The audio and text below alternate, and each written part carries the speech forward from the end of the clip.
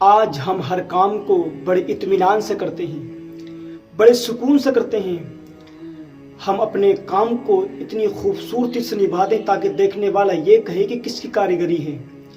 اس کام کو کس نے انجام دیا ہے۔ آج ہم لوگوں میں فیمس ہونے کے لیے،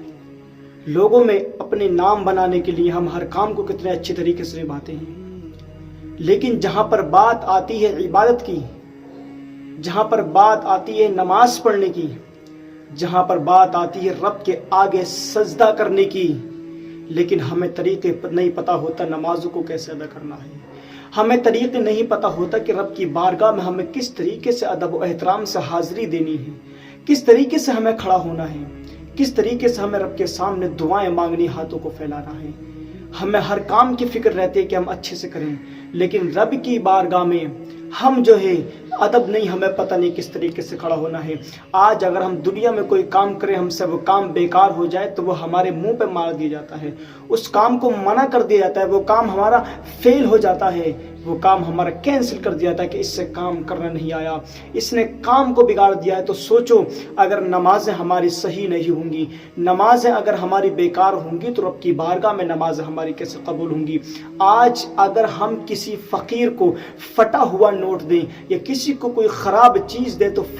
فقیر بھی پھٹا ہوا نوٹ قبول کرنے کو تیار نہیں ہوتا ہے۔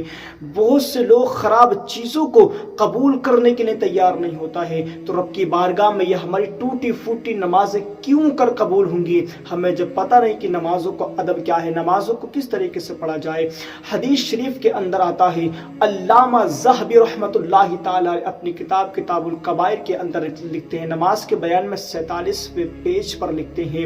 وہ کہتے ہیں کہ حدیث شریف کے اندر آتا ہے، حضرت عمر ابن خطاب رضی اللہ تعالی عنہ سے مروی، وہ کہتے ہیں کہ اللہ کے نبی نے ارشاد فرمایا، جب بندہ نماز پڑھنے کے لیے کھڑا ہوتا ہے، نماز کی ادائیگی کے لیے کھڑا ہوتا ہے، سر بسجود ہونے کے لیے کھڑا ہوتا ہے رب کی بارگاہ میں، تو ایک فرشتہ دائیں طرف کھڑا ہو جاتا ہے، ایک فرشتہ بائیں طرف کھڑا ہو جاتا ہے، اور بندہ اگر صحیح سے نماز کو ادا کرتا ہے، مکمل طور پر شرائط، فرائض، سنن اور واجبات کے ساتھ صحیح طریقے سے نماز کو ادا کرتا ہے، تو وہی فرشتے کی بارگاہ میں وہی فرشتے نمازوں کو لے کر کے جاتے ہیں، اگر ہماری صحیح سلامت اگر نماز ادا ہوئی ہوتی ہے۔ لیکن اگر ہماری نماز صحیح نہیں ہوتی ہے، شرائط میں کمی ہوتی ہے، فرائض میں کمی ہوتی ہے، سنن اور واجبات میں کمی ہوتی ہے، ہماری ادائیگی میں کمی ہوتی ہے، ہمارے قاعدے میں کمی ہوتی ہے، تو ہماری نماز کو ہمارے منہ پر مار دیا جاتا ہے، ہماری نماز کو ہمارے منہ پر مار دیا جاتا ہے۔ تو ہمیں چاہیے کہ ہم رب کی بارگاہ میں ہم جب کھڑے ہوں نماز پڑھنے کے لیے تو نماز کی ادائیگی ہماری بہتر ہونی چاہیے۔ ہم ہر کام کی بڑی فکر کرتے ہیں، لیکن ہمیں نمازوں کی کوئی فکر نہیں ہے، ہمیں نماز کی ادائیگی کی کوئی فکر نہیں ہے۔ اللہ سے دعا ہے کہ اللہ تعالی ہم سبھی کو نمازیں پڑھنے کی اور صحیح سے نماز ادا کرنے کی توفیق عطا فرمائے۔